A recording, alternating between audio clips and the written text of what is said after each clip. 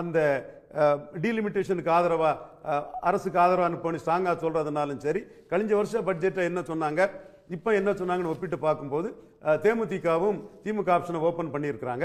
So Edappadi Palaniswami 6 மாதங்கிறத தேர்தல் தேதிக்கு தள்ளி போடுறதுக்கு காரணமே கூட்டணி கிளைமேட் வந்து சாதகமாக இல்லை. பட் திமுக அணி தாண்டி மற்றவங்க வந்து ரீஅலைன்மெண்ட் ஆவாங்கிறது தவிர்க்க முடியாதது தான். தேர்தல் நெருங்கும் போது எத்தனை அணிகளா இருக்கும்? இப்போ வந்து எதிர்கட்சி ஆளுங்கட்சி ஒரு கூட்டணி, எதிர்கட்சியில 3 அணிகள் 4 அணிகள்ன்ற முறையில் இப்போ இன்னைக்கு இருக்கு. தேர்தல் நெருங்க இந்த அணிகள் குறையும். ஒரு எதிர் அணியில வந்து ஒரு ரீகுரூப்பிங் நடக்கும்.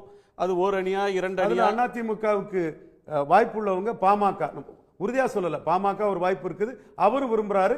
பாமக ரொம்ப டஃபா வெரி கார்ட் பார்கெனிங் பண்ணுவாங்க தெரியுது அவங்களுக்கு. அதனாலதான் அவங்க இன்னைக்கு பாமக கூட்டணி ஆட்சியில் இடம் வரும்னு சொல்றாங்க. என்டிஏன்னு சொல்லல, கூட்டணி ஆட்சியில் இடம் சொல்றாங்க. அடுத்தால நடிகர் விஜய் அவர் தனிச்சு நிற்கிறாரா அல்லது வந்து எடப்பாடி கிட்ட ஒரு நல்ல சீட்டு கிடைச்சுன்னா அதை வாங்கிட்டு போறாராங்கிறதும் to be seen, wait and watch தான். இவருக்கு இப்போ கூட்டணியில் வாய்ப்பு உள்ளது வந்து இவரு பிரியாரிட்டி கொடுக்கறது பாமகவுக்கு தான்.